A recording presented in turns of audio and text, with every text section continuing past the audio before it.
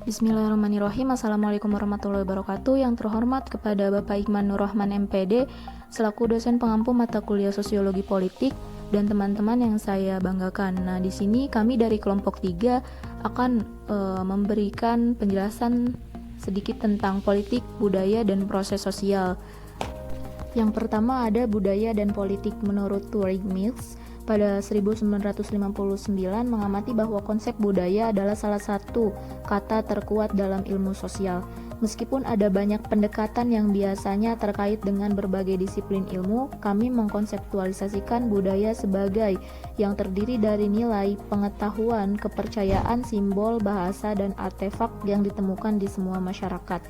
Adapun menurut Talcott Parsons, ia mengidentifikasi 3 elemen budaya yang kesemuanya ditularkan, dipelajari, dibagikan pengetahuan, nilai, dan ekspresi simbolik. Adapun pengetahuan adalah gudang pengalaman, temuan, fakta, dan cara memahami dunia. Misalnya, sejak pencerahan, sains telah berkembang menjadi tradisi pengetahuan. Sekolah jelas memainkan peran penting dalam melestarikan pengetahuan ini dan membagikannya dengan generasi-generasi berikutnya. Adapun nilai terdiri dari keyakinan atau tolak ukur mental untuk menilai dunia. Dalam studi klasik tentang nilai-nilai di Amerika Serikat, Williams menyimpulkan bahwa kebebasan, kesetaraan, demokrasi, kesuksesan individu, kemajuan, pekerjaan, dan kenyamanan material, efisiensi, moralitas, sains, patriotisme, dan keunggulan beberapa kelompok atas yang lain secara konsisten menjabat sebagai panduan untuk interaksi sosial di Amerika Serikat. Bahasa juga merupakan ekspresi esensial simbolik terutama untuk memfasilitasi interaksi. Ini memberi manusia mekanisme ekspresi melalui ucapan, kata-kata, verbalisasi, dan juga tanda. Yang selanjutnya menurut Anschweiler pada 1986 mendefinisikan budaya sebagai perangkat perkakas dari kebiasaan, keterampilan, dan gaya yang darinya orang membangun strategi tindakan. Pengertian budaya sebagai alat bantu interaksi dalam masyarakat dan sebagai unsur yang tersusun dari itu membantu menempa alat, menyediakan alat analitik penting untuk mempertimbangkan peran budaya dalam politik etik seperti yang diungkapkan dalam studi oleh Williams. Nilai memainkan peran penting dalam menentukan hubungan kekuasaan dalam masyarakat. Yang selanjutnya ada politik kebudayaan dan kerangka teoritis. Karya-karya awal dalam sosiologi politik mengacu pada budaya dan terutama pentingnya konteks budaya ke psikologi sosial politik. Sementara itu, ilmu politik terkonsentrasi terutama pada bidang politik secara khusus. Sosiologi politik menyatakan bahwa untuk memahami proses politik secara penuh seseorang harus menghubungkan politik dengan seluruh struktur dalam sosial.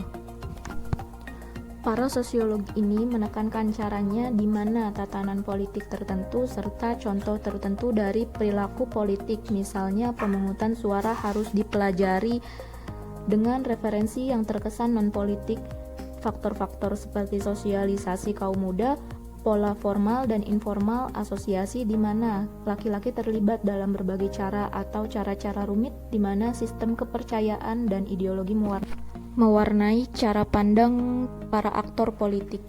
Yang selanjutnya ada pluralis, di mana kaum pluralis memandang budaya sebagai tempat persemaian bagi kepercayaan, simbol, nilai, dan orientasi yang diperlukan untuk mendukung proses politik. Misalnya, anak-anak yang belajar di sekolah menjadi warga negara yang baik melibatkan kepatuhan pada hukum serta partisipasi aktif dalam proses pemerintahan. Berdasarkan studi yang Tocqueville, dia melihat bahwa Amerika pada abad ke-19 sebagai salah satu negara paling demokratis di dunia. Dan dia menawarkan 5 kesimpulan tentang demokrasi Amerika yang akan menjamin keberhasilannya. Penasaran dengan gagasan bahwa demokrasi di Amerika dibawa keluarganya, yaitu pria dewasa, kulit putih, sosial, ekonomi, dan kesetaraan publik. Fokus Tocqueville terutama pada sifat partisipatif yang baru, demokrasi, dan bagaimana individu akan terlibat tidak hanya dalam pemungutan suara, tetapi juga aktif dalam kewarganegaraan kelompok dan asosiasi. Nah, 5 kesimpulan tentang demokrasi Amerika yaitu yang pertama, pembagian wewenang di seluruh masyarakat yang akan meningkatkan individualisme dan keragaman dari sudut pandang. Yang kedua, sistem federal yang membagi kekuasaan di antara 3 cabang pemerintahan, serta perpecahan kekuasaan antara pemerintah negara dengan bagian federal dan federal. Ketiga, rasa kontrol lokal yang akan menganggap orang luar sebagai ancaman. Yang keempat, hak untuk pers bebas. Dan yang kelima, hak untuk bebas berserikat, mencegah sentralisasi fungsi ekonomi atau sosial di luar pemerintahan. Dalam banyak hal, 5 pengamatan dari Tocqueville ini mencerminkan asumsi pluralis tentang politik dan kekuasaan.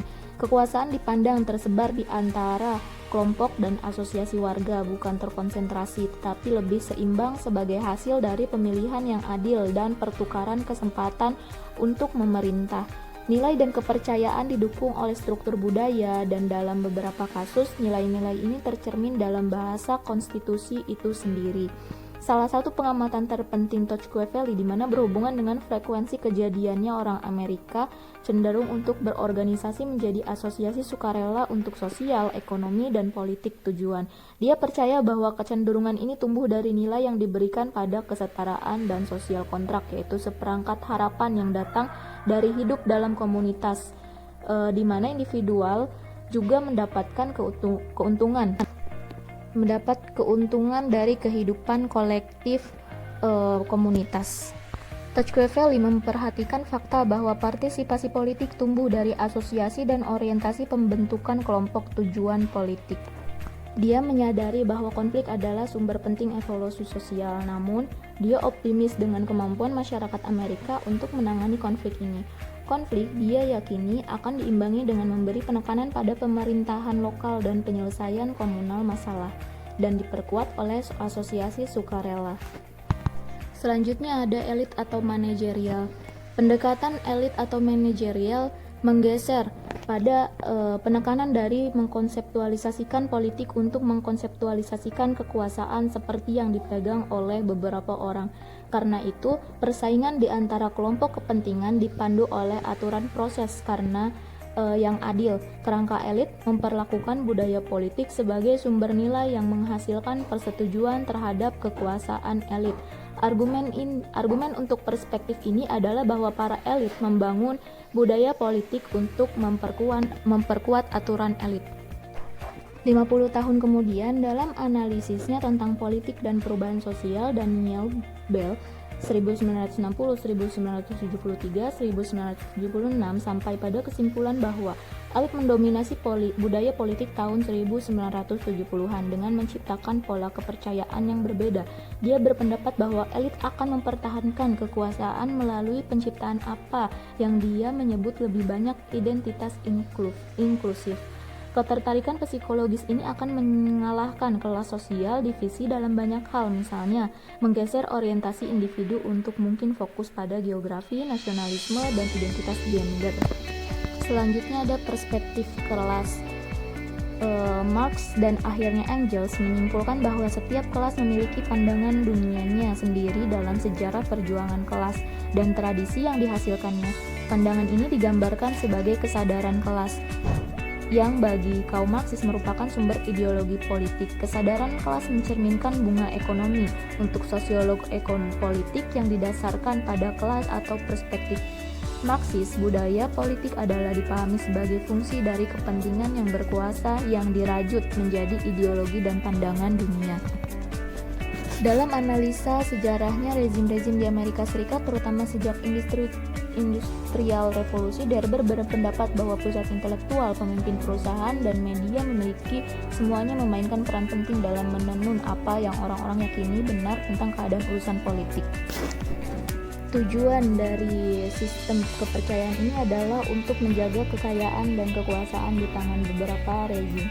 Rezim menciptakan hegemoni kelas penguasa, yaitu sistem kepercayaan yang mengalihkan orang dari bertindak demi kepentingan ekonomi mereka sendiri dan sebaliknya menjadi setia pada nasionalis atau moral keyakinan yang pada akhirnya tidak melakukan apapun untuk memajukan penyebab orang-orang yang menderita atau dikucilkan sistem kekuasaan masyarakat. Yang selanjutnya ada pilihan yang rasional.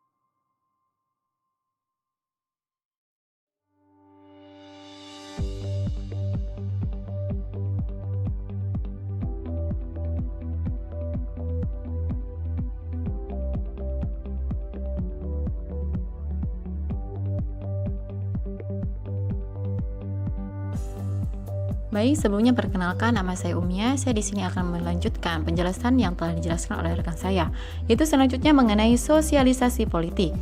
Ya, proses sosialisasi politik di sini adalah akuisisi pengetahuan politik, pemahaman simbol politik, atau manipulasi nilai untuk tujuan politik lebih baik gitu ya dipahami jika kita mempertimbangkan bagaimana sih masyarakat mentransmisikan budaya ke generasi mendatang. Nah, di sini kita dapat sebutkan bahwa proses sosialisasi politik di sini juga pada anggota kelompok sosial dapat memperoleh alat, keterampilan, dan keyakinan gitu ya untuk tindakan politik dan pelaksanaan kekuasaan pada sosialisasi politik tersebut. Baik, slide selanjutnya yaitu penelitian tentang sosialisasi politik difokuskan pada yang pertama yaitu keluarga, yang kedua yaitu sekolah, yang ketiga yaitu kelompok sosial, dan yang terakhir atau yang keempat adalah media. Baik, di sini kita akan membahas satu persatu. Nah, yang pertama yaitu keluarga. Ya, keluarga di sini memegang peran sangat penting dalam penanaman dan perkembangan politik sejak dini. Misalnya nih ya, keyakinan, nilai, dan sikap dari sang anak. Nah, fungsi utama dari lembaga sosial keluarga adalah untuk menyampaikan norma, peran, dan status kepada anak. Karena pada dasarnya nih ya, peran terkait dengan kekuasaan dan otoritas adalah beberapa di antaranya yaitu pertama kali dipelajari di lingkungan keluarga tersebut. Nah, yang kedua yaitu sekolah. Ya, sekolah di sini memegang peran yang sangat penting dalam proses sosialisasi politik. Tentu saja jelas ya bahwa ada peran eksplisit gitu untuk lembaga sosial pendidikan yang menuntut mandat sosial untuk mengajar anak-anak tentang sifat dan karakteristik pemerintah, dan peran yang lebih umum yaitu dalam kewarganegaraan. Baik, yang ketiga yaitu kelompok sosial.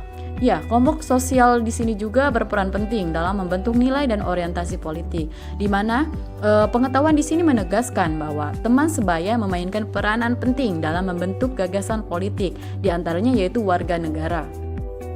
Nah, yang keempat atau yang terakhir yaitu media. Media di sini juga semakin penting gitu ya dalam proses sosialisasi politik.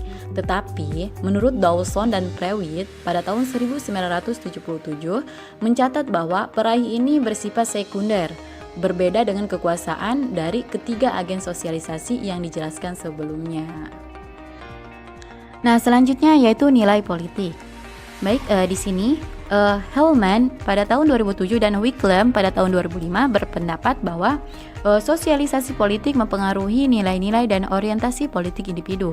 Nah, nilai-nilai ini membentuk cara individu membuat penilaian tentang distribusi kekuasaan dalam masyarakat atau penerimaan kebijakan tertentu yang dianjurkan oleh negara. Jadi nih ya, intinya nilai-nilai politik ini tidak hanya dibentuk oleh apa yang digambarkan oleh sosiolog politik sebagai efek periode atau pengaruh terkait dengan peristiwa sosial pada periode tertentu dalam sejarah. Nah, dalam nilai politik di sini terdapat poin-poin penting, yaitu yang pertama, pergeseran dari nilai materialis ke postmaterialis, yang kedua yaitu inkeles dan kepribadian modern, dan yang ketiga atau yang terakhir yaitu agama dan nilai politik.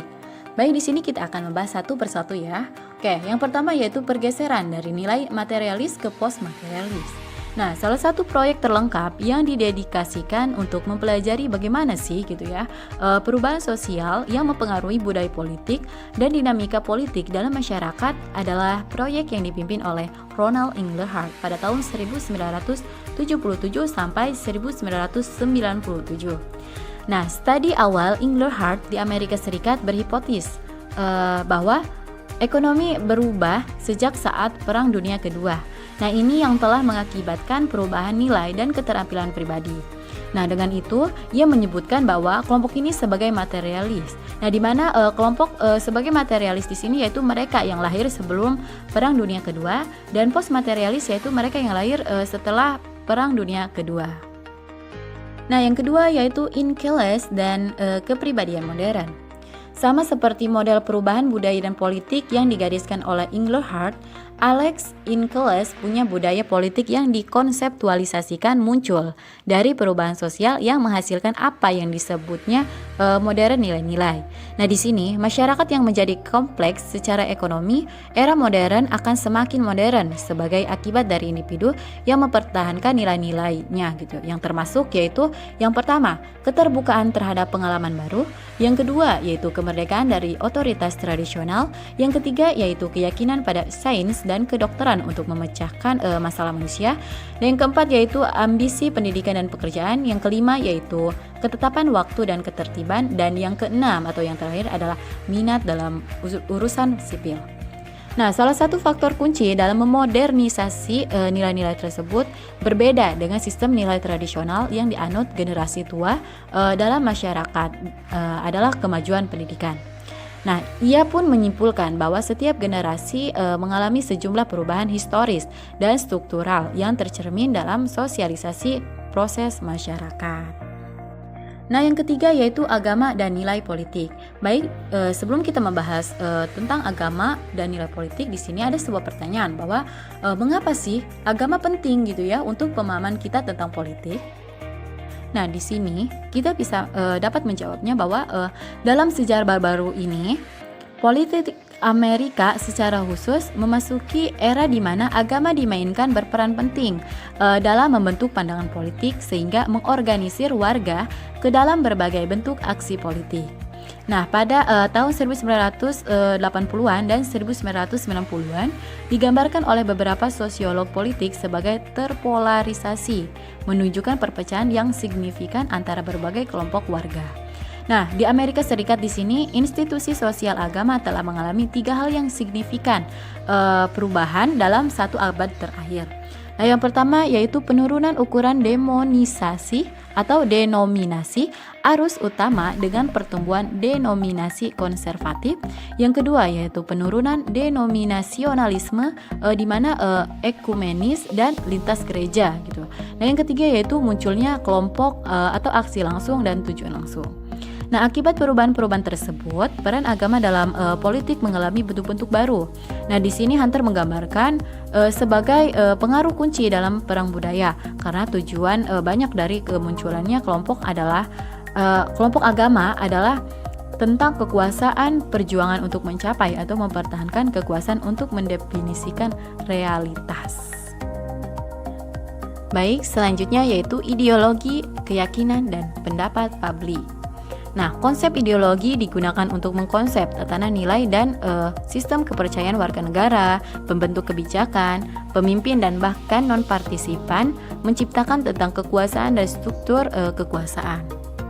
Nah, jadi di sini studi tentang ideologi telah memegang posisi penting dalam penyelidikan sosial dan filosofis sejak konsep dijelaskan oleh Destutt Trotsky pada akhir abad ke-18. Nah, di bidang filsafat dan psikologis sosial, ideologi telah muncul sebagai konsep yang berkaitan dengan individu interpretasi berbagai peristiwa atau aspek lingkungan. Nah, di sini Goran der Worm pada tahun 1980 memandang ideologi sebagai seperangkat sikap, nilai-nilai dan keyakinan tentang distribusi kekuasaan dalam masyarakat dan tindakan sosial, yang dimana menghasilkan itu mengalir dari kumpulan tampilan ini. Nah, ini tuh berguna gitu ya untuk membangun area penelitian yang memperlakukan ideologi sebagai mental gambar serta tindakan sosial. Nah, di sini Larin gitu ya pada tahun 1979 menyimpulkan bahwa ideologi di sini adalah salah satu konsep yang paling samar dan sulit ditemukan yang dapat ditemukan di ilmu sosial gitu. Nah, bukan hanya karena ragam pendekatan teoritis yang mana menetapkan arti dan fungsi yang berbeda padanya, tetapi juga karena itu adalah konsep yang berat, dibebankan dengan konotasi politik dan banyak digunakan dalam kehidupan sehari-hari dengan paling banyak makna yang beragam. Baik, selanjutnya yaitu wajah ideologi. Nah, di sini salah satu cara berpikir yang berguna tentang banyak pendekatan ke konsep ideologi adalah dengan mengkategorikan penelitian luas tentang ideologi dalam 4 cara yang menonjolkan interaksi antara budaya, kekuasaan, dan tindakan sosial. Nah, 4 cara tersebut yaitu yang pertama, ideologi dipahami sebagai kemampuan untuk memahami lingkungan politik. Yang kedua yaitu sikap dan keyakinan politik yang membentuk suatu konstelasi atau kumpulan orientasi tentang kekuasaan. Yang ketiga yaitu keyakinan tentang isu dan politik diubah oleh deliberation atau berbicara tentang politik. Dan yang keempat yaitu ideologi sebagai fungsi dari pengaruh sejarah dan kelas sosial yang menyembunyikan atau mendistori untuk menjamin kekuasaan. Nah, dari masing-masing tradisi penelitian ini sampai saat ini telah menghasilkan banyak pemahaman tentang interaksi antara individu warga negara, pemikiran politik mereka, dan pengaruh struktur yang berdampak pada sifat kekuasaan dalam masyarakat. Baik, materi selanjutnya yaitu budaya dan media politik. Ya, media di sini adalah bagian dari ranah sipil di mana mereka dapat menargetkan tidak hanya warga negara atau halayak populer atau massa aja ya, tetapi biasanya pekerjaan media massa dapat mempengaruhi perilaku tersebut aktor negara.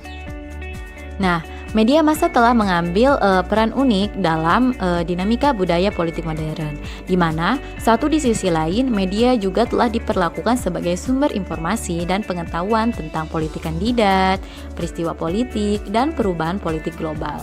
Nah, media juga telah dipelajari sebagai aktor penting dalam proses sosialisasi politik yang telah dijelaskan di awal bab ini ya.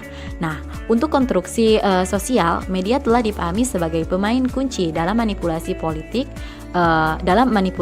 simbol dan ekspresi literal yang dimana dikaitkan dengan musyawarah, ritual, dan mitologi politik langsung.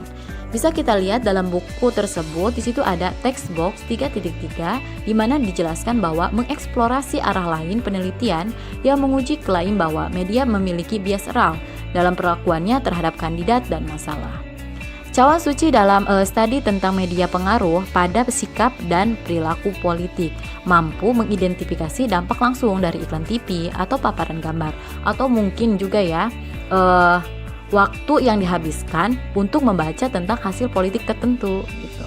Nah, setelah puluhan tahun pencarian, beberapa penelitian telah mampu juga membuat hubungan langsung seperti halnya itu. Mungkin hanya itu yang bisa saya sampaikan. Selanjutnya akan dijelaskan oleh rekan saya. Terima kasih. Baik, materi selanjutnya yaitu sosial politik biasanya berfokus pada peran media sebagai institusi sosial. Nah, itu adalah jenis organisasi sosial yang dibuat untuk alasan keuntungan atau untuk menuntut suara dalam wacana politik. Misalnya dalam studi Domhoff tahun 2006 tentang kelas penguasa di Amerika Serikat menemukan bahwa media bisa mengatakan apa yang orang anggap penting, tetapi berita yang mereka tekankan mencerminkan bias dari yang mereka yang mengaksesnya. Contohnya, pemimpin perusahaan, pejabat pemerintah, dan ahli kebijakan, dan masih banyak lagi. Nah, bahkan di sini ada banyak bukti yang menjadi pandangan para kritikus liberal, sering muncul di koran dan majalah, dan bahwa perusahaan dan politisi yang mapan secara teratur dikritik. Nah, selanjutnya, apakah ada bias media liberal? Persepsi bahwa media bias tersebar luas. Pencarian internet Google menemukan 2,2 juta hit untuk bias media liberal dibandingkan dengan 1,5 juta untuk bias media konservatif. Persepsi ini didukung dengan data jejak pendapat yang mengungkapkan bahwa 45% orang Amerika percaya bahwa media terlalu liberal dibandingkan dengan 35% yang mengatakan media tentang hak dan 15% yang percaya bahwa media terlalu konservatif. Pengaruh keberpihakan persepsi, dengan kata lain, Partai Republik mendukung bias liberal, sementara Demokrat memandang kecenderungan konservatif. 63% orang Amerika percaya bahwa berita tidak akurat dan 74% percaya bahwa organisasi berita dipengaruhi oleh orang-orang yang berkuasa dan organisasi. Tidak mengherankan, mayoritas orang Amerika 55% melaporkan memiliki sedikit atau bahkan tidak ada kepercayaan dan kepercayaan pada media massa. Sosiolog politik juga melakukan pendekatan terhadap studi media massa dengan berbagai cara. Kita mengatur tubuh penelitian yang luas ini di sekitar gagasan dasar budaya politik, di mana budaya mengingat penggunaan definisi yang cukup sederhana, termasuk nilai, pengetahuan, dan simbolik sistem dalam masyarakat. Nah, dalam pengertian ini, kita dapat belajar bahwa media massa memainkan peran yang sangat kuat dalam mempengaruhi nilai-nilai politik, pengetahuan politik, dan dimensi simbolik politik Amerika pada khususnya. Selanjutnya, media dan pengetahuan politik. Salah satu asumsi kritis dalam demokrasi Amerika mengikuti diktum Thomas Jefferson yang berpendapat bahwa warga negara yang berpendidikan akan menjadi peserta aktif dalam proses pemerintahan. Pada pandangan pertama, ini menemukan bahwa hubungan antara penggunaan berbagai bentuk media dan berita dan serta bentuk partisipasi politik, seperti individu yang berpartisipasi dalam studi pemilu nasional melaporkan penggunaan televisi yang lebih besar sebagai sumber informasi politik dibandingkan surat kabar. Tetapi pemirsa televisi dan pembaca surat kabar telah meningkat antara tahun 1974 dan 2004. Dalam media terhadap pengetahuan warga tentang politik adalah yang terjadi dijelaskan dalam penelitian sebagai pola yang kompleks. Kaitan antara informasi dari sumber media dan partisipasi politik atau minat dalam politik dikalahkan oleh pengaruh lain. Misalnya hubungan antara menonton C-SPAN dan CNN atau membaca New York Times dan majalah Time cenderung berfungsi minat dalam politik untuk memenuhi atau memulai. Nah, selanjutnya media dan nilai politik. Salah satu gagasan populer adalah bahwa media membentuk nilai-nilai tentang politik serta masalah moral dan akibatnya. Media biasanya menjadi sumber pengawasan oleh kelompok kepentingan yang mencari peraturan gambar media atau bahkan kosakata. Penelitian tentang sikap dan nilai menunjukkan hal itu secara maksimal bagian. Ini relatif stabil di masa dewasa, dan media hanya memiliki pengaruh kecil pada mayoritas pergeseran dalam sikap dan nilai. Nah, selanjutnya nilai-nilai politik tidak mungkin berubah untuk sebagian besar individu dalam masyarakat. Seperti yang kita lihat sebelumnya dari penelitian tentang postmaterialisme dan kepribadian modernitas. Nilai-nilai cenderung berubah sebagai akibat dari efek kohort atau generasi, termasuk krisis seperti perang atau depresi ekonomi. Media tidak berubah secara signifikan nilai politik dari nilai politik itu sendiri. Jika ada, nilai cenderung menentukan jenis media, apa yang dicari atau diakses oleh individu yang sadar politik. Oke, selanjutnya media dan simbol politik. Karya sosiologis di bidang interaksi simbolik, simbol memiliki kekuatan mekanisme untuk membangun pemahaman interpersonal, pembentukan koneksi sosial, dan pembentukan kohesi kelompok dan menggunakan isyarat simbolik untuk mengidentifikasi milik kelompok juga perbedaan individu. Sistem simbolik yang paling banyak dipelajari adalah bahasa. Memikirkan tentang bagaimana kata, frasa, nada, atau infleksi digunakan untuk berhubungan dengan orang lain. Nah, di awal studi kekuasaan Dodds 1995 mengidentifikasi setidaknya 5 sistem simbolik yang signifikan untuk cara-cara yang digunakan kekuasaan yang dapat dipahami oleh individu, dan dalam beberapa kasus dimanipulasi dalam proses politik. Yang pertama, abstraksi, misalnya ide, ucapan, nyanyian, dan yang kedua yaitu gambar, misalnya bendera, binatang, bangunan, relief, dan sebagainya. Selanjutnya yang ketiga, orang, misalnya pahlawan, presiden, dari masa lalu atau orang-orang yang dianggap suci atau ulama seperti itu. Terus yang keempat, tempat, misalnya kuil nasional, taman, makam, dan masih banyak lagi. Dan yang kelima yaitu organisasi dan lembaga, misalnya pengadilan, sinagoga, militer, dan lainnya. Nah, sistem simbolik ini adalah sumber untuk mempengaruhi nilai-nilai politik, pengetahuan, atau lainnya abstraksi tentang kekuasaan. Selanjutnya, media menggunakan pencitraan untuk membangkitkan emosi yang dapat membangun sistem kepercayaan politik yang penting melalui penggambaran simbol. Next ke materi selanjutnya, yaitu budaya dan tempat berpolitik. Studi budaya politik juga telah meninjau kembali tentang argumen klasik Durkheim yang menghargai dan orientasi sosial adalah fungsi dari konteks sosial. Para peneliti sedang menjelajahi beberapa koneksi yang diantara lain yaitu nilai, sikap, ideologi, tindakan politik, konteks sosial, dan tempat. Nah, secara lebih khususnya lagi, satu cara dalam pekerjaan dalam menjelajahi diskusi sebagai komunitas politik masyarakat seperti yang akan terlihat dalam konteks tempat dan sosial yang mana telah terhubung ke bangsa-bangsa dan pengembangan nasionalisme.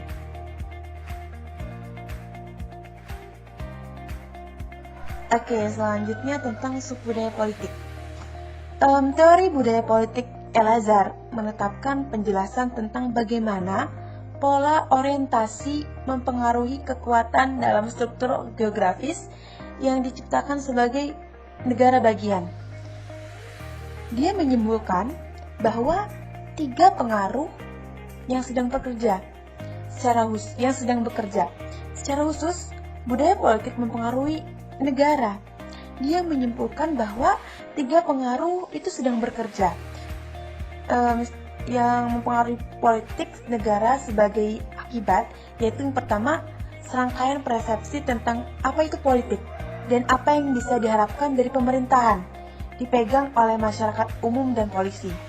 Yang kedua, jenis orang yang menjadi aktif dalam pemerintahan dan politik sebagai pemegang jabatan pilihan. Yang ketiga, cara sebenarnya di mana seni pemerintah dipraktekkan oleh warga negara, politisi, dan jabatan mengingat persepsi mereka. Nah, komponen budaya politik individu dan kelompok dalam berbagai sistem politik memuat diri mereka sendiri terasa dalam 3 tingkat dan juga dalam jenis.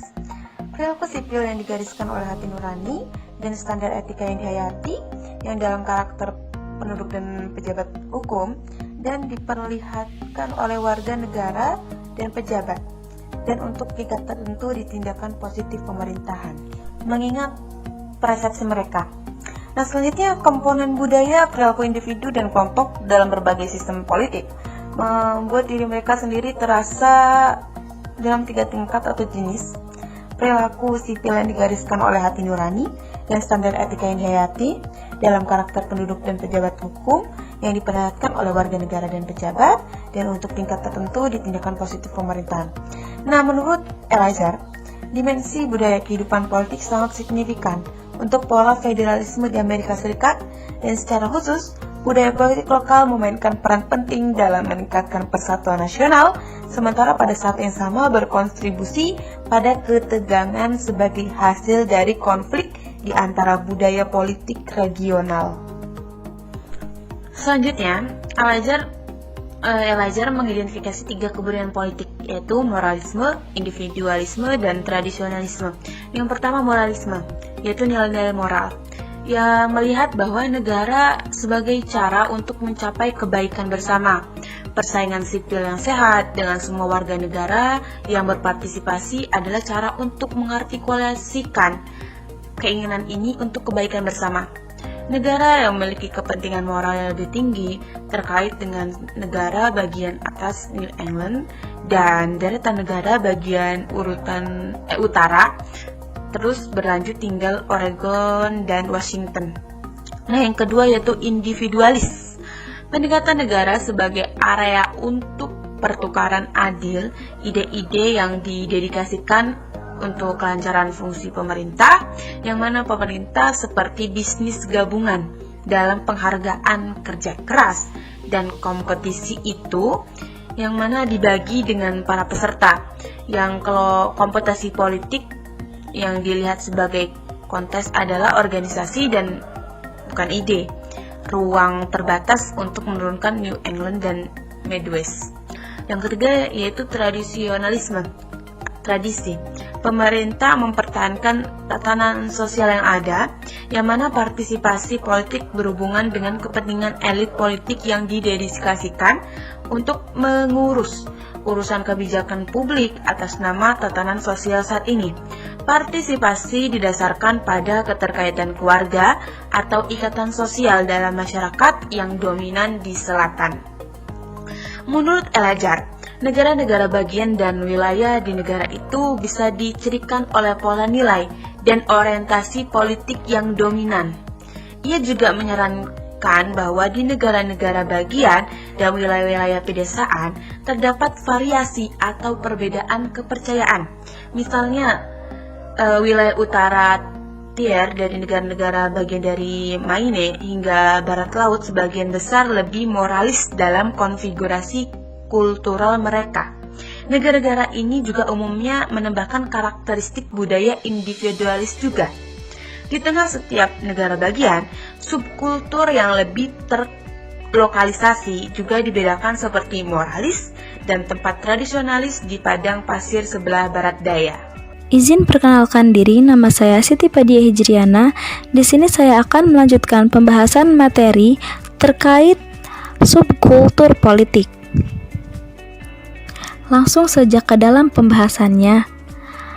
Di sini, menurut Linsky, telah ditemukan bahwa dengan menggunakan ukuran standar agama, ras, ekonomi, pendidikan, dan imigran yang berbeda, komunitas yang berbeda dalam kebudayaan politik dapat dipetakan di seluruh Amerika Serikat. Hal tersebut muncul sebagai tanggapan terkait tantangan dalam pengembangan model yang sangat rinci dari budaya politik di Amerika Serikat, yang dimana hal tersebut dilatar belakangi oleh sebagian besar pekerjaan yang dikritik karena gagal mengoperasionalisasi budaya politik sehingga dapat diukur secara konsisten. Nah, selanjutnya terdapat 11 subkultur politik yang ada di Amerika Serikat, yang dimana hal tersebut merupakan usulan dari Linsky yang menunjukkan bahwa adanya subkultur regional dengan pola normatif yang dominan yang mempengaruhi perilaku politik, identifikasi partai, dan juga sikap politik. 11 tempat tersebut terdiri dari yang pertama adalah Heartland, yang merupakan daerah yang menciptakan daerah dari Kansas sampai Iowa, Illinois, Ohio, sampai Pennsylvania. Selanjutnya ada Latino, yang merupakan daerah dari barat daya termasuk Texas Selatan dan New Mexico atau Meksiko Baru, serta beberapa bagian California yang dapat diidentifikasi dengan adanya gereja Katolik. Yang ketiga adalah Nordic, yang dimana Nordic merupakan tempat yang berada di sepanjang utara Dakota dan Minnesota Utara dengan identitas yang dikaitkan dengan gereja Lutheran dan organisasi gereja. Selanjutnya, ada perbatasan California dan Arizona dengan konsentrasi populasi imigran yang tinggi. Selanjutnya, ada Mormon, yang merupakan daerah yang terkonsentrasi di Utah, atau Utah itu merupakan bagian wilayah dari Amerika Serikat. Kemudian ada global atau menyeluruh, yang dimana hal tersebut merupakan daerah yang tersebar luas di seluruh Amerika Serikat dan terkonsentrasi di daerah perkotaan yang terkait dengan gaya hidup kosmopolitan dan perkotaan. Kemudian ada daerah Black Belt yang merupakan daerah yang berada di selatan Amerika Serikat dan melalui komunitas-komunitas Appalachia. Lalu ada Native American, yang dimana Native American ini merupakan penduduk asli Amerika di barat.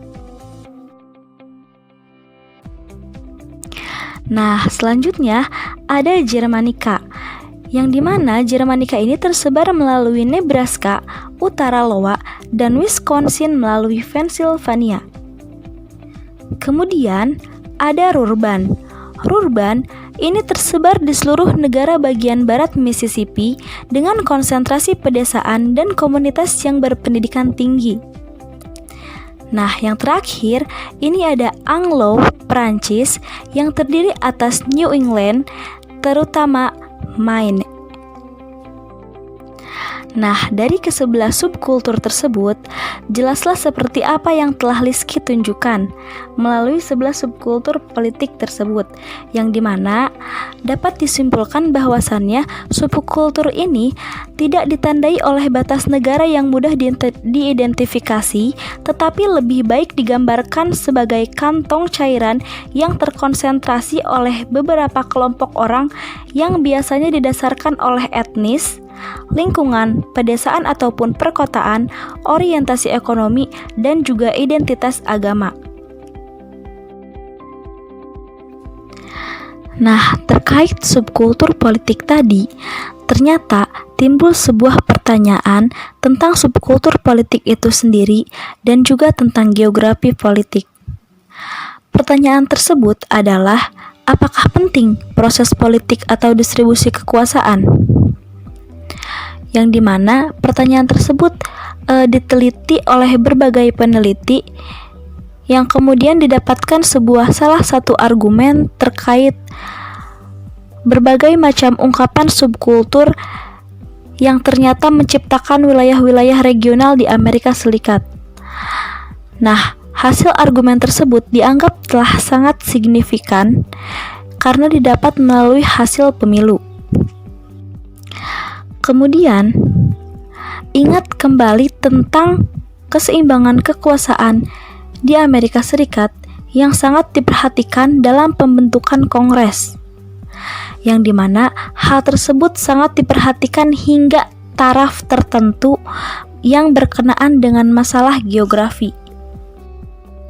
Dalam hal tersebut, ternyata dapat terjadi sebuah perubahan kebijakan apabila Kongres tersebut mengalami sebuah blok atau ketidaksetujuan dari beberapa pihak, yang dimana dapat disimpulkan bahwasannya persesuaian dari nilai-nilai politik di kawasan Amerika Serikat ini dapat mempengaruhi terhadap pembentukan kebijakan, juga dampak dari hasil kebijakan itu sendiri.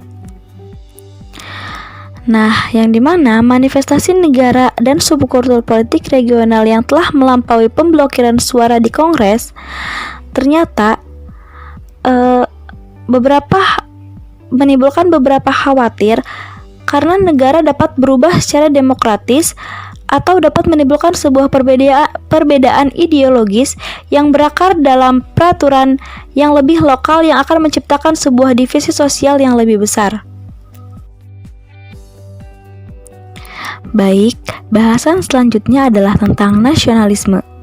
Nah, nasionalisme ini adalah dalam banyak cara bagaimana kita memahami konsep dimensi budaya dari negara bangsa, yang dimana beberapa pakar memperlakukan negara sebagai unsur struktural dan memandang nasionalisme sebagai unsur budaya. Maksudnya negara sebagai unsur struktural ialah negara itu sebagai wadah yang terstruktur dan pasti, yang dimana nasionalisme itu sebagai unsur budaya. Nah, nasionalisme sebagai unsur budaya ini dimana dalam nasionalisme itu meliputi beberapa sistem bahasa, sistem pengetahuan, sistem organisasi, sistem religi, dan sebagainya yang tercakup menjadi satu dalam satu kesatuan yang kuat, yang dinamakan sebagai nasionalisme. Kemudian, adapun nilai-nilai dan kepercayaan tentang negara atau identitas nasional hasil dalam pola perilaku yang terkait dengan loyalitas atau bahkan patriotisme. Nah, dalam nasionalisme ini, pola perilakunya yang terjadi ataupun pola perilaku yang menonjol itu biasanya dikaitkan dengan sebuah loyalitas dan sikap patriotisme. Yang dimana loyalitas ini merupakan sebuah kecintaan dan kepatuhan terhadap negara yang diiringi dengan rasa patriotisme, yaitu rela berkorban untuk melindungi dan mencintai negaranya. Dalam beberapa penelitian tentang nasionalisme, itu ternyata telah mencapai 2 dasar jalan penelitian, yang dimana dimulai dari karya yang awal itu melukiskan nasionalisme sebagai struktural, itu ternyata dikutip kembali dalam karya Gellner, yang dimana ia menggambarkan bahwasannya nasionalisme merupakan sebuah bentuk kesadaran, dimana menurut Gellner ini nasionalisme merupakan sebuah bentuk kesadaran yang mengelilingi struktur negara, yang dimana dapat menciptakan sebuah tatanan sosial dan memaksakan terhadap terbentuknya sebuah tatanan sosial yang didasari oleh adanya sebuah persatuan dalam berbagai komunitas ataupun kelompok. Nah, ada pula dalam pandangan struktur, nasionalisme ini dianggap dapat menghubungkan sebuah unsur budaya dengan struktur negara, bangsa, juga wilayah. Kemudian, dalam nasionalisme itu ternyata memiliki akar budaya nasionalisme yang sangat beragam, yang dimana salah satu sumbernya adalah memori kolektif dari orang-orang primitif di daerah yang diberikan, yang seiring waktu menciptakan simbolisme dan citra yang menciptakan pahlawan atau prinsip nasional yang dirayakan dalam memori kolektif. Maksudnya, biasanya nasionalisme itu timbul akibat didasari oleh sebuah kejadian yang dirasakan oleh banyak orang, atau biasa kita sebut sebagai sejarah, yang dimana dalam sejarah tersebut maka akan menciptakan sebuah simbolisme serta citra pahlawan yang dapat menimbulkan rasa nasionalisme secara tidak langsung dalam diri setiap individu. Oleh karena itu, memori kolektif ini atau memori bersama ini dijadikan sebagai salah satu akar budaya dari adanya nasionalisme. Nah, memori kolektif ini berisi tentang hal-hal yang sangat mendukung, yang dimana biasanya merujuk terhadap distribusi sosial, lalu kepercayaan, perasaan, serta nilai moral yang mengenai masa lalu, yang dimana memori kolektif ini diantarkan melalui sebuah sejarah ataupun penetapan tentang sebuah penyebaran fakta yang telah ditemukan melalui hasil riset, monograf, buku pelajaran, museum, ataupun media-media, juga peringatan. Yang tentunya, hasil dari catatan sejarah tersebut merupakan fakta yang paling relevan, juga idealis bagi masyarakat, dan juga terdapat sebuah simbolisasi dengan ikonografi, monumen, tempat suci, tempat ritual, dan lain sebagainya. Untuk menggambarkan dinamika nasionalisme kontemporer, itu berfokus pada arus debat dan reaksi yang berkaitan dengan globalisasi. Sebab pola interaksi dari organisasi sosial itu dapat menciptakan sebuah global atau interkoneksi yang menyeluruh dari hasil nilai-nilai yang diterima ataupun kepercayaan barat yang diadopsi. Sehingga kekuatan dari globalisasi tersebut bisa menciptakan sebuah pandangan yang berbeda dalam masyarakat, yang dinilai bahwasannya globalisasi ini akan dapat memperkuat sebuah identitas nasionalisme. Karena globalisasi ini sudah melingkupi beberapa aspek kehidupan, bahkan hampir seluruh aspek kehidupan. Nah, dari bahasan yang telah dijelaskan, maka dapat disimpulkan bahwasannya makna ideologi dalam studi politik dan kebudayaan itu tidak hilang meskipun terus diperjuangkan tentang bagaimana mendefinisikan sebuah ideologi. Tapi kita semua tahu bahwasannya orientasi politik itu berbasis luas dalam masyarakat, baik pedesaan, dan memainkan peran dalam pola yang berhubungan dengan sistem politik, serta dalam pilihan pengelompokan politik atau afiliasi. Nah, penelitian yang dilakukan biasanya telah mengingatkan kita kepada sebuah konteks sosial bahwa itu sangat penting, yang dimana kita juga bisa menjadi tahu terkait budaya politik dan tempat yang memiliki koneksi yang jelas antara budaya, politik, sikap politik, perilaku politik, dan lain sebagainya. Kelompok-kelompok sosial itu termasuk ke dalam kelompok sebaya, kelompok kerja, komunitas, dan lebih besar satuan geografis seperti kota-kota ataupun kabupaten,